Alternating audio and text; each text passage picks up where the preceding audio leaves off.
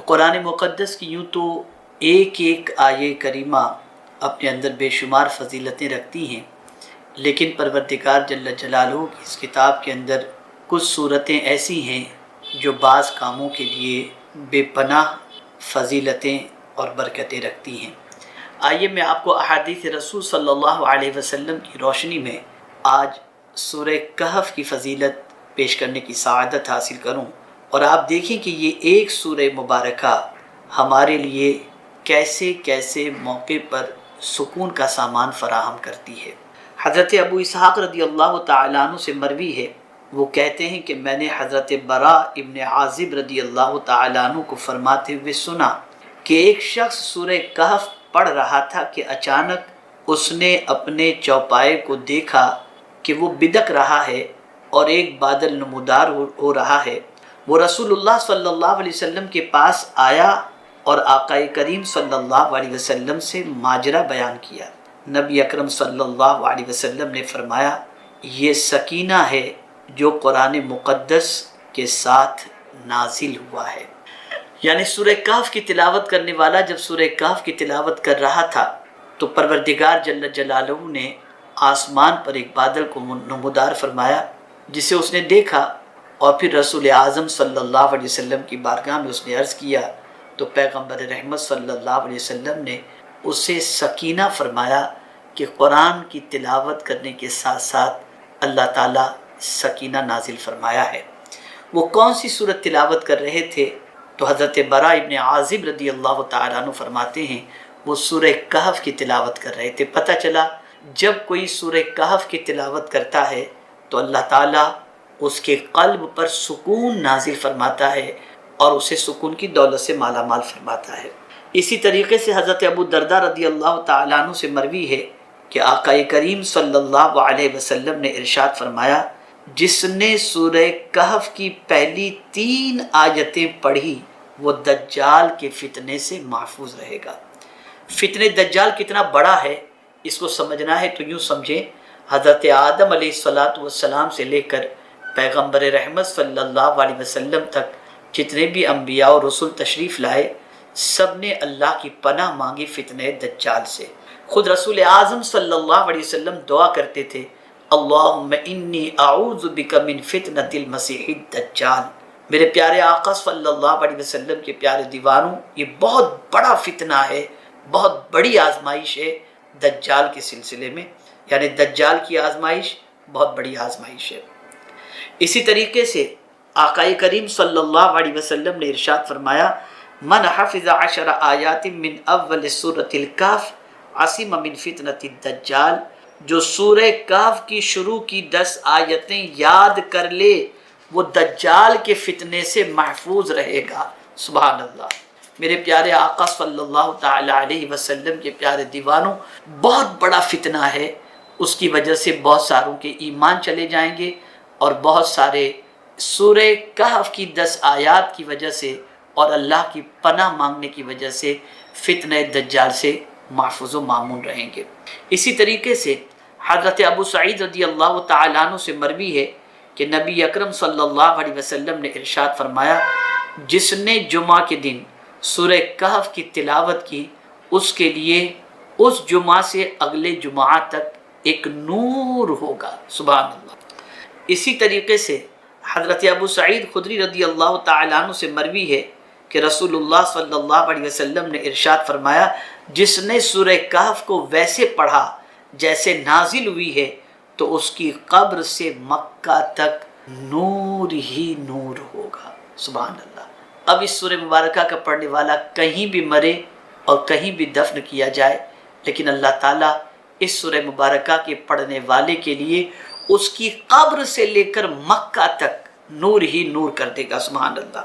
حضرت عبداللہ ابن فروہ رضی اللہ تعالیٰ عنہ سے مروی ہے کہ رسول اللہ صلی اللہ علیہ وسلم نے ارشاد فرمایا، کیا میں تمہیں ایسی صورت سے آگاہ نہ کروں کہ جب وہ نازل ہوئی تو اس کی عظمت نے زمین اور آسمان کے درمیانی خلا کو بھر دیا، ایسے ہی اس کے پڑھنے والے کو ثواب نصیب ہوگا۔ یعنی جب کوئی سورہ کہف کی تلاوت کرے گا تو زمین و آسمان کے درمیان جو اسپیس ہے، جو گیپ ہے، اللہ تعالیٰ اس کے برابر اسے ثواب عطا فرمائے گا۔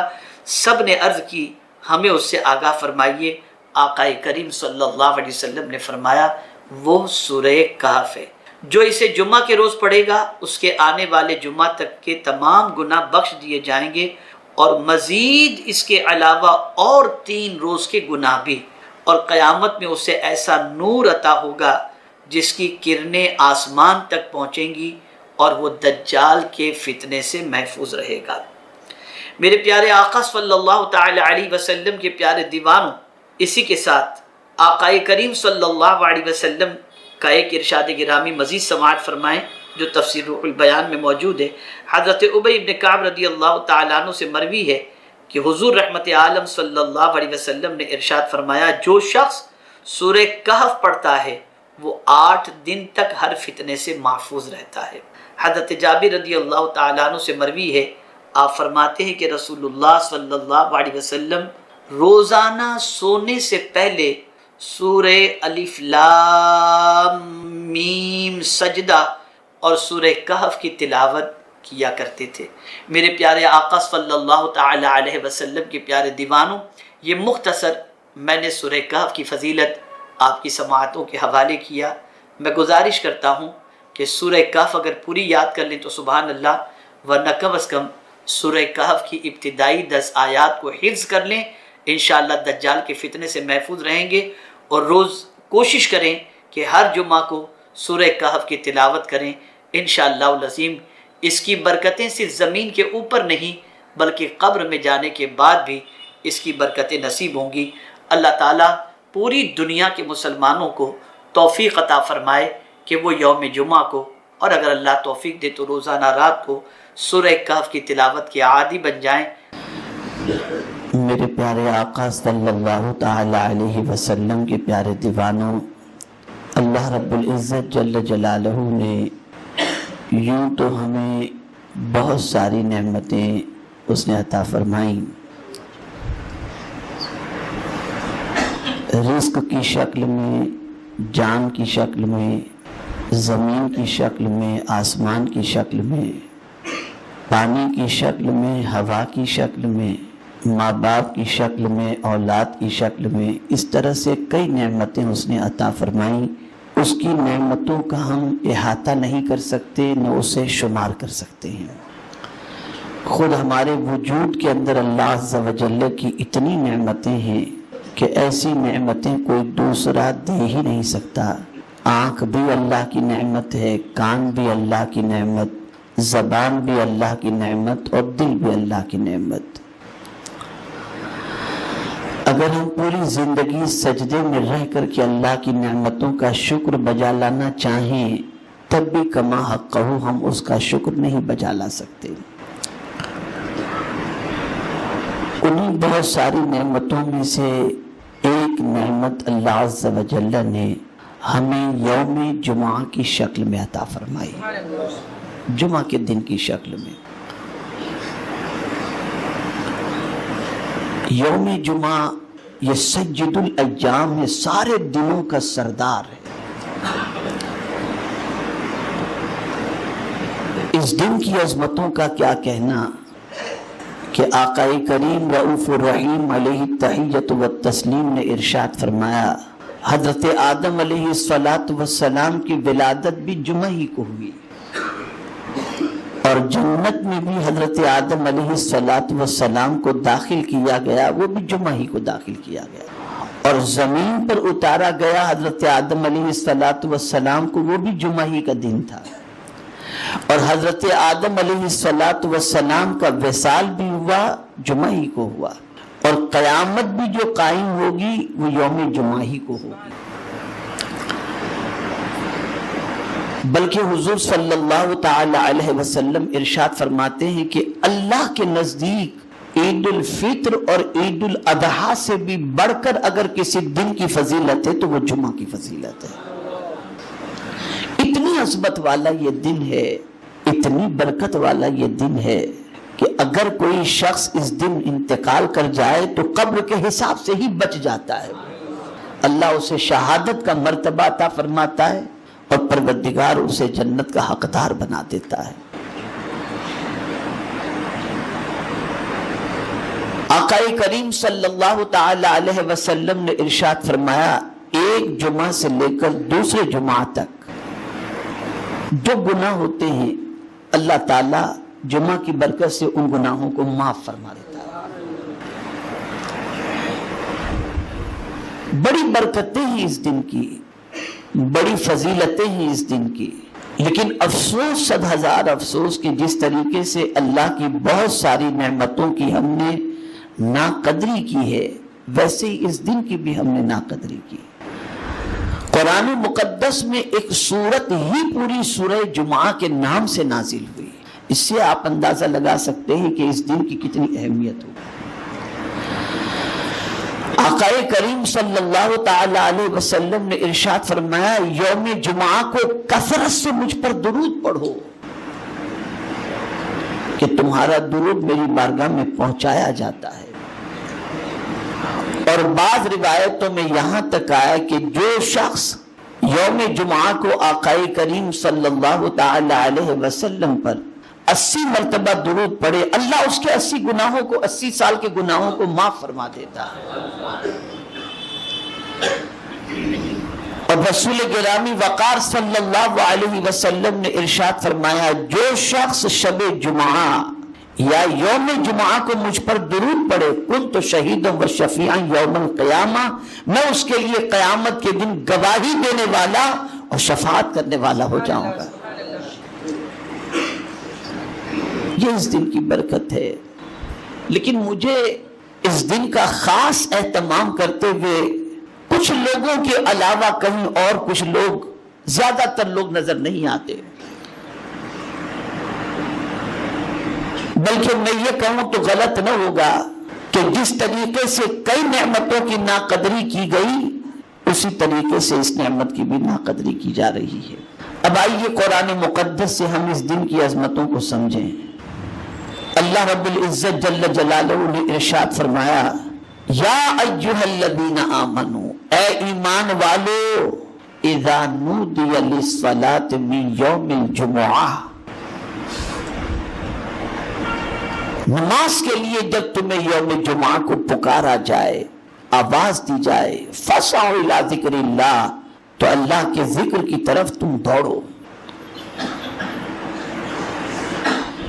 یعنی منادی مؤذن جب یوم جمعہ کو تمہیں اذان کے ذریعے آواز دے تو تم یوم جمعہ کو مؤذن کی آواز سن کر اللہ کے ذکر کی طرف دوڑو. تو قرآن کہتا ہے کہ جب تمہیں نماز کے لیے پکارا جائے یوم جمعہ کو فاسعوا الی ذکر اللہ، اللہ کے ذکر کی طرف دوڑو. اس سے مراد اذان ہے.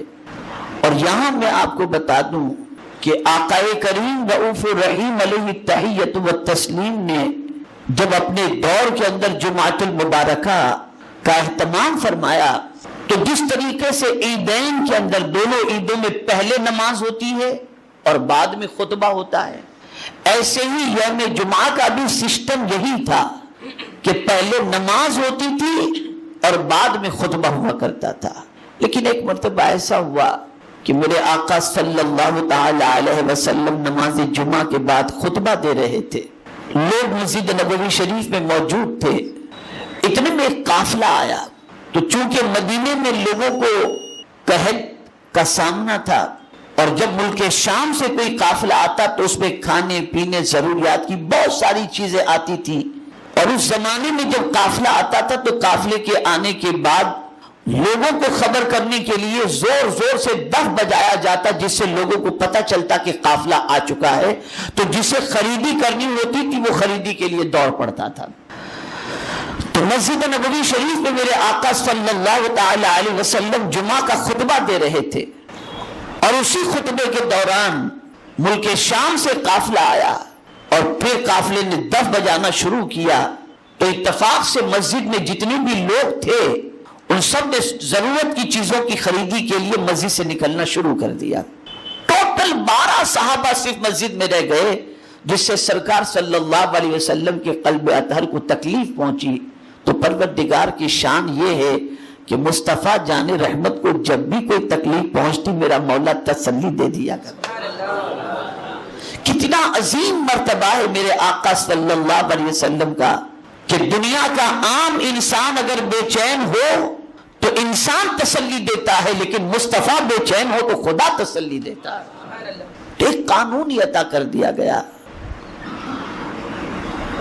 اور وہ قانون یہ کہ اب جب کبھی بھی مؤذن اذان کہے یوم جمعہ کو وَذَرُوا الْبَيْعَ، کاروبار چھوڑ دو کاروبار، یہ لغو و لعب، یہ تجارت، یہ مال و زر، ان ساری چیزوں کو چھوڑ کر اللہ کے ذکر کی طرف دوڑو۔ اس کا مطلب یہ نہیں کہ بھاگ کے مسجد کے اندر گھسو، جلدی کرو، اس کا مطلب جلدی کرو۔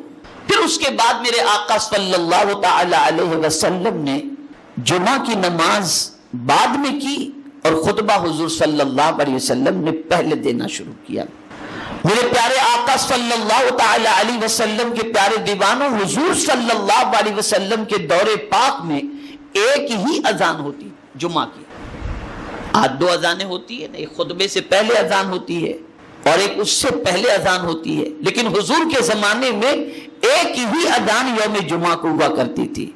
صدیق اکبر کے زمانے میں بھی جمعہ کی ایک ہی اذان تھی، فاروق اعظم کے زمانے میں بھی ایک ہی جمعہ کی اذان تھی، لیکن حضرت عثمان غنی رضی اللہ تعالیٰ عنہ کے دور پاک میں دو اذانوں کا سلسلہ شروع ہوا، اس وجہ سے کہ حضرت عثمان غنی رضی اللہ تعالیٰ عنہ مسجد میں تھے، اذان ہو چکی تھی، پھر بھی لوگ نہیں آئے تھے، تو حضرت عثمان غنی رضی اللہ تعالیٰ عنہ نے فرمایا ایک اذان پہلے کہی جائے اور اس کے بعد خطبے سے پہلے ایک اذان کہی جائے، تاکہ لوگ اگر مصروف بھی ہوں تو سب کچھ چھوڑ چھاڑ کر یہ سمجھ جائیں کہ یہ خطبے کی اذان ہے، فوراً مسجد کی طرف آ جایا کریں۔ میرے پیارے آقا صلی اللہ تعالی علیہ وسلم کے پیارے دیوانوں، جس طریقے سے سیدنا فاروق اعظم رضی اللہ تعالیٰ عنہ نے 20 رکعت تراویح کا جماعت کے ساتھ اہتمام کیا، حضور کے زمانے میں جماعت کے ساتھ 20 رکعت تراویح نہیں پڑھی جاتی تھی، یہ صدیق فاروق اعظم رضی اللہ تعالیٰ عنہ نے اس سلسلے کو شروع کیا۔ اسی طریقے سے دو اذانوں کا سلسلہ بھی حضرت عثمان ذوالنورین نے شروع کیا، لیکن دیوبندی ہو یا وہابی کوئی اسے بدعت نہیں کہتا، کوئی اسے منع نہیں کرتا، بلکہ ہر ایک اس چیز کو اپناتا ہے۔ میں پوچھنا چاہتا ہوں، جب صدیق فاروق اعظم اور حضرت عثمان ذوالنورین رضی اللہ تعالی عنہما اگر کوئی اسلام کے بھلے کے لیے، مسلمان کے بھلے کے لیے کوئی نئی چیز شروع کر دیں جو حضور کے زمانے میں نہیں تھی، تو وہ بدعت نہیں ہو سکتی، وہ بدعت سیئہ نہیں ہو سکتی، وہ بدعت دلالہ نہیں ہو سکتی، وہ گمراہی کا طریقہ نہیں ہو سکتا۔ تو اگر کوئی مصطفیٰ پیارے کی میلاد بنائے تو یہ شرک و بدعت کیسے ہو سکتا ہے؟ ورنہ آپ کیوں یوم جمعہ کو دو اذان دیتے ہیں؟ یہ حضور کے زمانے میں نہیں تھا یہ سلسلہ، لیکن ہر مسجد کے اندر دو جمعہ کی اذان، تو جمعہ کی دو اذانیں ہوتی ہیں۔ تراویح مکہ مکرمہ ہو یا مدینہ منورہ ہو جماعت کے ساتھ پڑھی جاتی۔ کوئی ثابت کرے کہ حضور کے زمانے میں یہ نمازیں تھیں؟ سرکار تراویح جماعت سے پڑھاتے تھے یا پڑھتے تھے؟ مجھے کوئی ثابت کرے۔ تو عرض یہ کر رہا تھا کہ یہ دن بڑی برکت والا دن ہے، اور اس دن کی نماز فرمایا گیا جب کوئی مسجد کے اندر، یعنی یہاں تک فرمایا گیا کہ فرشتے مسجد کے دروازے پر رجسٹر لے کر کے کھڑے ہوتے ہیں، اور جو مسجد میں انٹری کرتا ہے فرشتے اس کا نام لکھتے ہیں، اور یہاں تک کب تک لکھتے رہتے ہیں؟ تو فرمایا گیا کہ جب امام خطبہ دینا شروع کرتا ہے تو فرشتے اپنے رجسٹر کو بند کر دیتے ہیں، وہ بھی خطبہ سننے میں مصروف ہو جاتے ہیں۔ اب میں ان لوگوں سے پوچھوں گا جو جان بوجھ کر مصلی لے کر کے باہر مسجد کے انتظار کرتے ہیں یا گھر پر انتظار کرتے ہیں کہ خطبہ شروع ہو یا اقامت شروع ہو تو ہم روڈ پر مصلی بچھا کر کے نماز پڑھ لیں۔ قرآن تو یہ کہتا ہے کہ تمہارے کانوں تک آواز پہنچے مؤذن کی، یا جب تمہیں نماز کے لیے یوم جمعہ کو بلایا جائے تو جلدی کرو، دوڑو۔ اور یہاں دوڑنے کا جذبہ اور جلدی کرنے کا جذبہ تو بہت دور کی بات ہے۔ انسان اتنا سست ہو چکا ہے، سمجھتا ہے 2 رکعت پڑھو جلدی سے چلے جاؤ۔ یہ ناقدری ہے، یہ اس دن کی برکتوں سے محرومی ہے۔ سرکار صلی اللہ تعالی علیہ وسلم کے 560 سال ولادت سے پیشتر اس دن کا نام جدہ تھا، لیکن اس دن یعنی اس دن کو سرکار کی ولادت سے پہلے بھی لوگ جمع ہوتے تھے اور اپنے آباء و اجداد کی تعریفیں کیا کرتے تھے۔ جمعہ یعنی اجتماع کا دن، بہت جمع ہو جانے کا دن، لوگوں کی بھیڑ، لوگوں کے اکٹھا ہونے کا دن۔ لیکن جب حضور صلی اللہ تعالی علیہ وسلم تشریف لائے، بلکہ آقائے کریم صلی اللہ تعالی علیہ وسلم کی ولادت سے پہلے ہی آہستہ آہستہ اس کا نام جمعہ پڑنے لگا۔ اور یہ بھی یاد رکھیں، قربان جائیے میرے آقا صلی اللہ علیہ وسلم کے صدقے میں رب کی طرف سے ملنے والی اس نعمت پر کہ آپ جانتے ہیں اللہ نے حضور کی امت کو جمعہ عطا فرمایا، کسی اور نبی کی امت کو جمعہ نہیں دیا۔ ان کو سنیچر ملا، یہودیوں کو اتوار ملا، عیسائیوں کو، اور جمعہ ملا حضور کی امت کو ملا۔ جیسے ان دونوں دنوں سے پہلے یہ دن ہے کہ سنیچر سے پہلے جمعہ، اتوار سے پہلے جمعہ، ایسے ہی جنت میں بھی حضور کی امت پہلے چلی جائے۔ یہ حضور کا صدقہ ہے، یہ حضور صلی اللہ علیہ وسلم کا صدقہ۔